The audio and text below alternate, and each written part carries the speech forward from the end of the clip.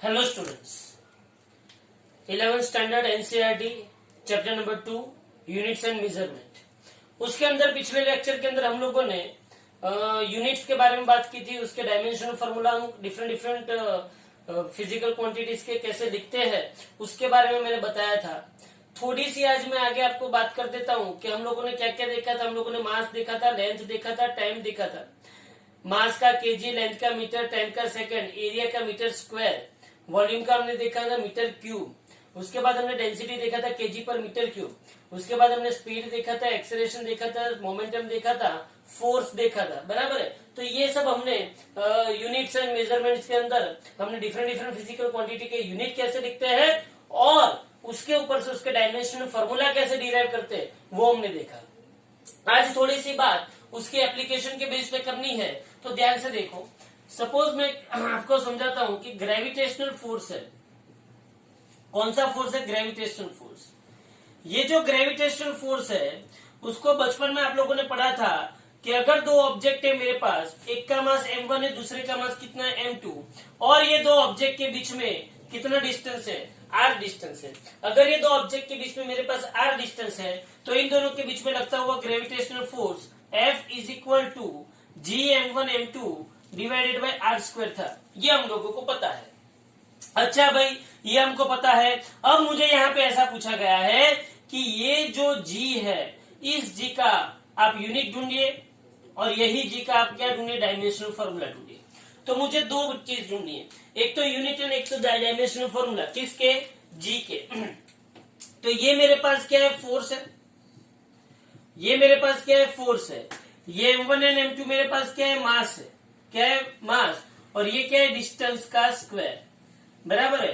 तो इसके ऊपर से मैं लिख सकता हूं, ध्यान से देखना, जिसका यूनिट एंड डायमेंशनल फॉर्मूला ढूंढना है, जिसका यूनिट एंड डायमेंशनल फॉर्मूला ढूंढना है, उसको सब्जेक्ट ऑफ इक्वेशन बनाओ। तो कैपिटल जी को मैं सब्जेक्ट ऑफ इक्वेशन बनाता हूं तो क्या होगा? तो यहाँ पे आएगा एफ, ये आर स्क्वायर यहाँ पे ऊपर चला जाएगा, डिवाइडेड बाई क्या होगा? m1 m2 होगा। अच्छा भाई, तो मुझे क्या चाहिए? g चाहिए। अच्छा, f क्या है? फोर्स। f क्या है मेरे पास? फोर्स है। अच्छा भाई, f मेरे पास फोर्स है, वेरी गुड, बहुत बढ़िया। r क्या है मेरे पास? डिस्टेंस, और उसका क्या है यहाँ पे? स्क्वायर। m1 m2 क्या है? यहाँ पे मास है, और ये मास का क्या हुआ? स्क्वायर। तो इसके ऊपर से मैं लिख सकता हूँ g इज इक्वल टू, इसके ऊपर से मैं लिख सकता हूँ g, फोर्स का यूनिट क्या होता है? फोर्स का यूनिट होता है न्यूटन, डिस्टेंस का यूनिट मीटर स्क्वायर, और मास का यूनिट क्या हुआ यहाँ पे? KG square. तो यहाँ पे मुझे क्या मिल गया? मुझे जी का यूनिट मिला। क्या मिला? मुझे जी का यूनिट मिला। समझ ध्यान से। अब ये यूनिट मिला, अब उसके ऊपर से उसका डायमेंशनल फॉर्मूला अगर मुझे निकालना है तो डबल डायमेंशनल फॉर्मूला मैं कैसे निकालूंगा? तो मुझे जी का यूनिट क्या मिला? अरे भाई, जी का यूनिट मुझे मिला न्यूटन इंटू मीटर स्क्वायर पर केजी स्क्वायर। अब न्यूटन क्या है? न्यूटन मतलब किसका यूनिट है? फोर्स का। फोर्स मतलब mass. F is equal to m into a. क्या है? F is equal to m into a. तो force is equal to mass. तो यहाँ पे जो न्यूटन है, ध्यान से देखना, न्यूटन को मैं क्या लिख सकता हूँ? मास मतलब केजी, और ए मतलब मीटर पर सेकेंड स्क्वायर, एक्सेलरेशन। न्यूटन के लिए मैं क्या लिख सकता हूँ? केजी इंटू मीटर पर सेकेंड स्क्वायर इंटू यहाँ पे क्या है? मीटर स्क्वायर, और यहाँ पे क्या है? KG square. बोलो भाई, केजी कट। तो यहाँ बाकी क्या बचा? ऊपर metre square, metre cube divided by KG into second square. तो मेरे पास यहाँ पे मिला m-1 L3t-2। देखो केजी कहाँ पे? नीचे है, नीचे है तो ऊपर जाएगा तो क्या होगा? -1 m3 मतलब क्या होगा? L3, और S2 मतलब t-2। बोलो समझ में आ रहा है? तो यहाँ पे मुझे ग्रेविटेशनल फोर्स का कैपिटल जी जो था, कैपिटल जी को क्या बोलते थे? यूनिवर्सल गैस कांस्टेंट बोलते थे। क्या बोलते थे कैपिटल जी को? Universal gas constant. तो कैपिटल जी जो है, कैपिटल जी की वैल्यू क्या होती है? 6.67 इंटू 10⁻⁻। कैपिटल जी जो है वो यूनिवर्सल ग्रेविटेशनल कांस्टेंट है, उसकी वैल्यू 6.67 इंटू 10⁻11। बोलो उसका यूनिट क्या आया? न्यूटन इंटू मीटर स्क्वायर पर क्या आया? KG square. बराबर है। तो ये क्या हो गया? ये क्या हो गया? कैपिटल जी के बारे में बात हो गई। अब उसके बाद देखो, चलो, ये मैंने कैपिटल जी के बारे में लिखा। कैपिटल जी क्या था? यूनिवर्सल ग्रेविटेशनल कांस्टेंट, बराबर है। अब मुझे एक दूसरा क्वेश्चन ऐसा पूछ सकते हैं, ध्यान से देखना। जैसे ये ग्रेविटेशनल फोर्स है वैसे ही कुलम्ब फोर्स है। कौन सा फोर्स है? Coulomb force. अब ये कुलम्ब फोर्स जो है, कुलम्ब फोर्स को मैं इलेक्ट्रिक फोर्स भी बोल सकता हूं। कौन सा फोर्स बोल सकता हूं? Electric force. वेरी गुड, बहुत बढ़िया। ये जो इलेक्ट्रिक फोर्स क्या कहता है कि टू चार्ज पार्टिकल्स, एक का चार्ज Q1 है और दूसरे का चार्ज कितना है? Q2। दोनों के बीच का डिस्टेंस कितना है? R। तो इन दोनों के बीच में जो ये इलेक्ट्रिक फोर्स लगता है, electric force F, electric force is equal to small K, कौन सा K? Small K Q1 Q2 by R square. इस इक्वेशन से ये इलेक्ट्रिक फोर्स दिया जाता है, बराबर है। तो यहाँ पे पूछा है find unit and dimensional formula, unit and dimensional formula of K, where K is known as Coulomb's constant. K क्या बोलते हैं? इसको कुलम्स कांस्टेंट बोलते हैं। तो यहाँ पे मुझे स्मॉल के का यूनिट एंड डायमेंशनल फॉर्मूला ढूंढना है। मैंने अगले क्वेश्चन में आपको ऐसा बोला कि जिसका आपको यूनिट एंड डायमेंशनल फॉर्मूला ढूंढना है उसको सब्जेक्ट ऑफ इक्वेशन बनाना है। अच्छा भाई, तो इसको सब्जेक्ट ऑफ इक्वेशन कैसे बनाएंगे? के को सब्जेक्ट ऑफ इक्वेशन बनाना है, ये R स्क्वायर यहाँ पे जाएगा, divided by Q1 into Q2 आएगा। बोलो, पता चला? सीधी सी बात है। चलो यहाँ पे देखो, मैं आगे क्या कर सकता हूँ? बोलो, मैंने के को सब्जेक्ट ऑफ इक्वेशन बनाया, ये आया फोर्स, ये आया डिस्टेंस का स्क्वायर, और ये आया नीचे क्या है? चार्ज। तो चार्ज का स्क्वायर, ये क्या हुआ? चार्ज का स्क्वायर हुआ। तो फोर्स इंटू डिस्टेंस का स्क्वायर डिवाइडेड बाय चार्ज का स्क्वायर, फोर्स इंटू डिस्टेंस का स्क्वायर डिवाइडेड बाय चार्ज का स्क्वायर। बोलो, मैं आगे क्या कर सकता हूँ? के इज इक्वल फोर्स मतलब न्यूटन, डिस्टेंस का स्क्वायर मतलब मीटर स्क्वायर। अब चार्ज का यूनिट क्या है? Coulomb square. क्या है चार्ज का unit? Coulomb square. Coulomb square charge का यूनिट है, ध्यान से याद रखना। याद करो याद करो, आप लोग पुरातन काल में वर्षों पहले आप लोग पढ़ते थे कि electric current I is equal क्या पढ़ते थे आप लोग? Q by T. क्या पढ़ते थे? Q by T. तो उसके ऊपर से मुझे पता चल जाता था कि Q इज इक्वल क्या था? IT। हाँ, तो coulomb is equal to 1 coulomb is equal 1 ampere into second था, बराबर है। तो याद करना, I is equal to Q by T. I is equal to Q by T आपने पुरातन काल में पढ़ा था। I is equal to Q by T, तो Q इज इक्वल टू क्या हुआ? IT। Q is equal to IT मतलब charge is equal to, see I क्या है? I है इलेक्ट्रिक करंट। I क्या है? Electric current. ये Q क्या है? चार्ज। और T क्या है? टाइम, बराबर है। तो मुझे पता चला कि Q इज इक्वल टू क्या हुआ? IT हुआ। क्या हुआ? Q is equal to IT। तो Q मतलब कुलम्ब, I मतलब इलेक्ट्रिक करंट मतलब एम्पियर, और T मतलब क्या हुआ? सेकेंड। तो यहाँ पे मैं ऐसा लिख सकता हूँ, कि K के जगह पे न्यूटन इंटू मीटर स्क्वायर, और कुलम्ब की जगह पे मैं क्या लिख सकता हूँ? एम्पियर इंटू सेकेंड का स्क्वायर लिख सकता हूँ, बराबर है। बट मुझे पता है कि 1 न्यूटन इज इक्वल टू क्या होता है? 1 kg मीटर पर सेकेंड स्क्वायर। तो मैं यहाँ पे क्या लिख सकता हूँ? बोलो मैं यहाँ पे क्या लिख सकता हूँ? K is equal to newton की जगह पे kg मीटर पर second square, metre square, ampere का स्क्वायर, और ये सेकेंड का स्क्वायर। न्यूटन मतलब केजी मीटर पर सेकेंड स्क्वायर, ये मीटर स्क्वायर, ये एम्पियर स्क्वायर, सेकेंड स्क्वायर। बोलो, क्या कुछ हो सकता है? कोई किसी को मार सकता है? ना रे भाई, कोई किसी को मार सकता नहीं है। तो बाकी क्या बचेगा? बोलो, बाकी क्या बचेगा? केजी का केजी मीटर क्यूब, तो केजी मीटर क्यूब, नीचे क्या आएगा? एम्पियर स्क्वायर, ये सेकेंड रेस टू 4, तो क्या आएगा? M1 L3 T-4 A-2, M1 kg1 L3 T-4 और A-2, बराबर है। तो ये हो गया स्मॉल के का यूनिट। बोलो, स्मॉल के का यूनिट क्या आया? न्यूटन इंटू मीटर स्क्वायर पर कूलम्ब स्क्वायर। क्या आया? न्यूटन इंटू मीटर स्क्वायर पर कूलम्ब स्क्वायर। या तो क्या आया? न्यूटन इंटू मीटर स्क्वायर पर एम्पियर स्क्वायर सेकेंड स्क्वायर, ये भी आ सकता है। और ये क्या है? उसका डायमेंशनल फॉर्मूला, ओके, तो ये मेरे पास दूसरा था कि मैंने पहले आपको किसके बारे में बताया, ग्रेविटेशनल फोर्स के बारे में, और दूसरा मैंने आपको किसके बारे में बताया, इलेक्ट्रिक फोर्स के बारे में। ग्रेविटेशनल फोर्स के बारे में हम लोगों ने किसका यूनिट एंड डायमेंशन फॉर्मूला ढूंढा, gravitational constant, universal gravitational constant का मैंने ढूंढा, और इसके अंदर मैंने कूलम्स कांस्टेंट के जो है उसका मैंने यूनिट एंड डायमेंशन फॉर्मूला ढूंढा। बराबर है, तो ये दो चीज हुई। अब तीसरी बात, चलो यहां पे देखते हैं। तीसरी बात मैं आपको बताना चाहता हूं कि आप लोगों को 10वीं में ऐसा पढ़ाया गया था कि अरे भाई जहां पे पोटेंशियल डिफरेंस V है, क्या है, जहां पे पोटेंशियल डिफरेंस V, और V पोटेंशियल डिफरेंस के अंदर अगर मैं Q जितने चार्ज को V जितने पोटेंशियल डिफरेंस के अंदर अगर मैं Q जितने चार्ज को एक जगह से दूसरी जगह पे ले जाता हूं, क्या ले जाता हूं, पोटेंशियल डिफरेंस,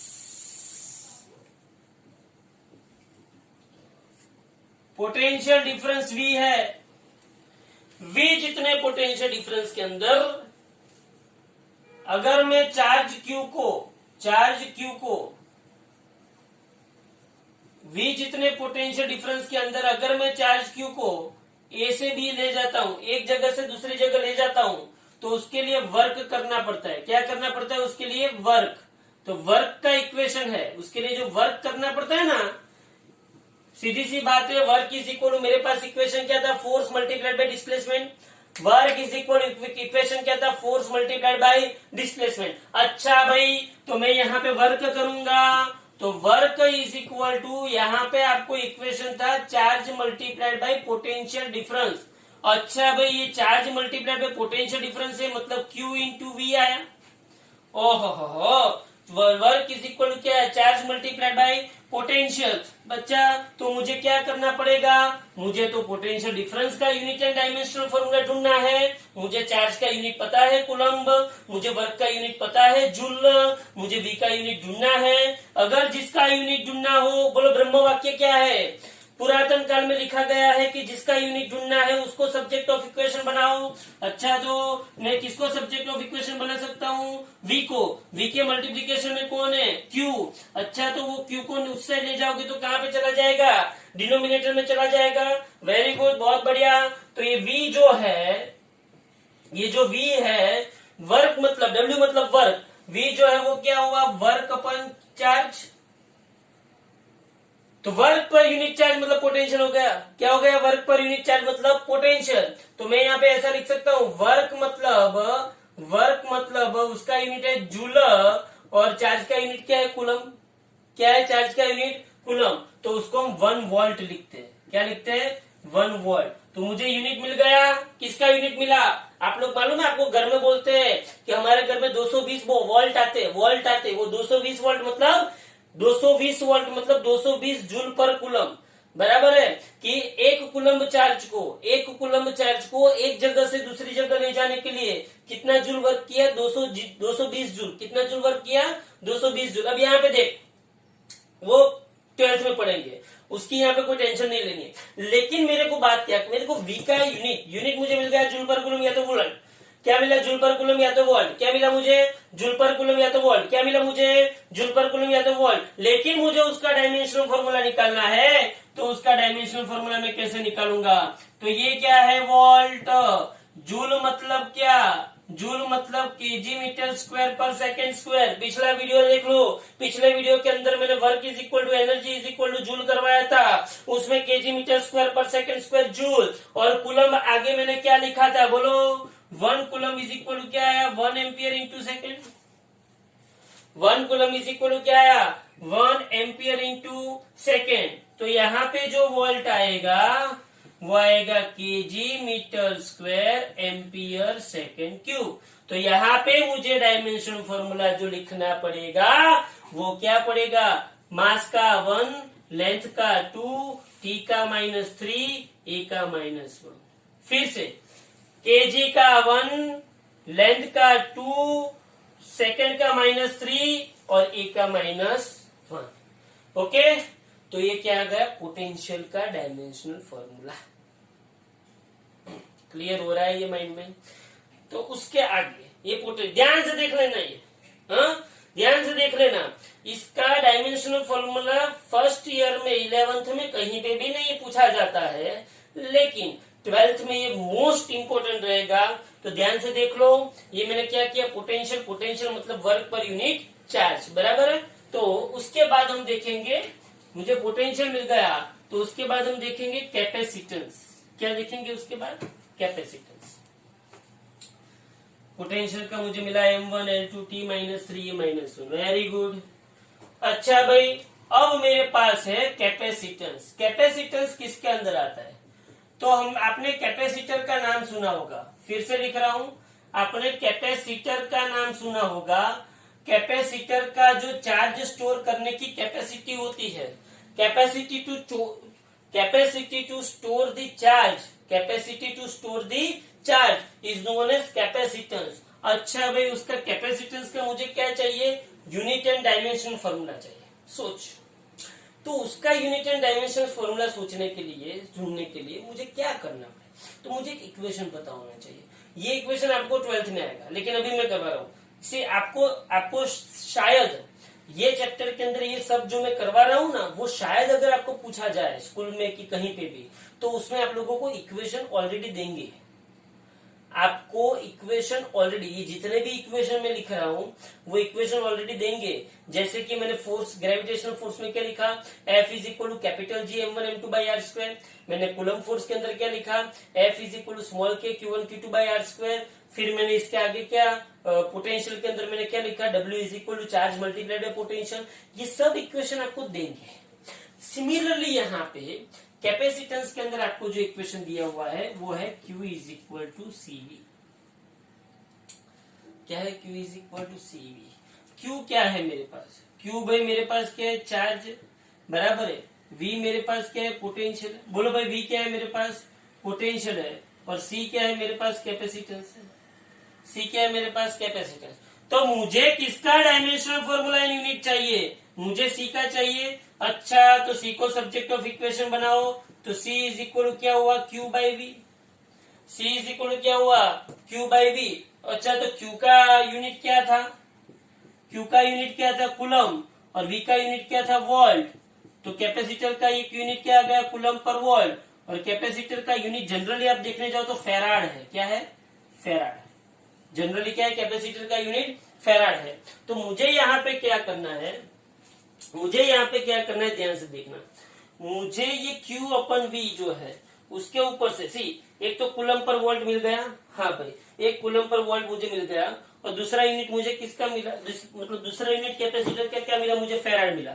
एक कूलम पर वोल्ट मिला और दूसरा यूनिट मुझे क्या मिला? फेराड मिला। सोच, अब मुझे उसका डायमेंशनल फॉर्मूला ढूंढना है। क्या ढूंढना है मुझे? उसका डायमेंशनल फॉर्मूला। बहुत बढ़िया। अब डायमेंशनल फॉर्मूला ढूंढने के लिए मेरे पास चार्ज है। चार्ज का यूनिट क्या है? कूलम। क्या है चार्ज का यूनिट? कूलम। तो डायमेंशनल फॉर्मूला ढूंढने के लिए मेरे पास चार्ज का यूनिट कूलम है, चार्ज पर पोटेंशियल। अब ध्यान से देखना, अब ध्यान से देखना। बट मैंने आगे आपको एक बताया था कि W इज इक्वल टू क्या था? Q इंटू V था। W इज इक्वल टू क्या था आपके पास? Q इंटू V था। तो V इज इक्वल टू क्या होगा? W बाय Q होगा। W work is equal to Q into V, तो V is equal to W बटे Q। तो मेरे पास यहाँ पे C आ गया, मेरे पास यहाँ पे C आ गया। चार्ज अपन पोटेंशियल की जगह पे वर्क अपन चार्ज हो जाएगा, बराबर है। तो मैं यहाँ पे क्या लिख सकूंगा? तो मैं यहाँ पे लिख सकूंगा डिनोमिनेटर का डिनोमिनेटर न्यूमेरेटर में, तो Q into Q square divided by W। अच्छा भाई, Q स्क्वायर मतलब coulomb square, coulomb square upon W मतलब क्या हुआ? वर्क। वर्क मतलब केजी मीटर स्क्वायर पर सेकेंड स्क्वायर। अच्छा भाई, लेकिन कूलम स्क्वायर क्या होता है? Ampere into second. Coulomb square क्या होता है? Ampere into second. तो ये ampere square second square. Coulomb की जगह पे एम्पियर इंटू सेकेंड, तो ampere square second square. Denominator का डिनोमिनेटर नीचे, वो कहां पे जाएगा? ऊपर। और यहाँ पे क्या आएगा? KG into metre square. तो यहाँ पे मुझे मिला ampere square second raise to 4 KG into metre square. तो उसके ऊपर से मैं लिख सकता हूं M-1 L-2 T4A2। फिर से ये पूरा का पूरा मैं आपको फिर से समझाता हूं। Capacitance C is equal to क्या था? कैपेसिटेंस सी कहाँ पे आता है, क्यू इज इक्वल क्या आता है, सीवी। सी को सब्जेक्ट ऑफ इक्वेशन बना तो सी इज इक्वल क्या आता है, क्यू बाई वी। क्यू मतलब कूलम, वी मतलब वोल्ट, बराबर है। तो यहाँ पे उसका यूनिट मुझे क्या मिला, फेराड मिला। क्या मिला मुझे यहाँ पे, उसका यूनिट फेराड मिला। अब सबसे बड़ी बात यहाँ पे आती है कि C is equal to charge upon potential था, लेकिन मेरे पास work is equal to q into V था। वर्क इज इक्वल टू मेरे पास क्या था, क्यू इंटू वी, मतलब चार्ज मल्टीप्लाइड बाय पोटेंशियल। तो वी इज इक्वल टू क्या हुआ, डब्ल्यू बाई क्यू हुआ। V is equal work upon charge हुआ, समझना ध्यान से। V is equal work upon charge. तो मैंने इस पोटेंशियल V की से ये क्या था, Q था, और ये क्या था, V था। तो मैंने V की जगह पे W बाई क्यू रखा। तो डिनोमिनेटर का डिनोमिनेटर कहाँ पे जाता है, न्यूमेरेटर में। तो Q ऊपर गया तो Q इंटू क्यू स्क्वायर हुआ, डिवाइडेड बाई W। Q मतलब कुलम मतलब ये कुलम का स्क्वायर, और W मतलब वर्क मतलब केजी मीटर स्क्वायर पर सेकेंड स्क्वायर। कुलम्ब मतलब क्या हुआ, एम्पियर इंटू सेकेंड। तो कुलम्ब की जगह पे ampere square, second square, denominator का डिनोमिनेटर सेकेंड स्क्वायर ऊपर गया, तो ampere square second square divided by KG into metre square. तो ampere square second raise to 4 KG into metre square. तो उसके ऊपर से आपको क्या मिलेगा, डायमेंशनल फॉर्मूला मिलेगा। तो ये हमने नॉर्मली थोड़े अच्छे से सम लेके मैंने आपको प्रैक्टिस करवाई डायमेंशनल फॉर्मूला का यूज करने की। ऐसे बहुत सारे सम, बहुत सारे क्वेश्चन एक्स्ट्रा जेडबलई के, नीट के सब करवाऊंगा मैं इसके अंदर, क्योंकि इस चैप्टर में से ऐसे ही सम आपको अच्छी तरह से नीट और जेडबलई में आने चाहिए। ओके, लेकिन ये चीज आपको बार बार कहीं पे भी देखो, आप इसको समझना पड़ेगा, ये न्यूमेरिकल गिनने पड़ेंगे। जैसे ये वीडियो देखो तुरंत नोट्स बनाओ, उसमें ना पता चले तो मुझे कॉल करके पूछ लो, बराबर है। Thank you very much.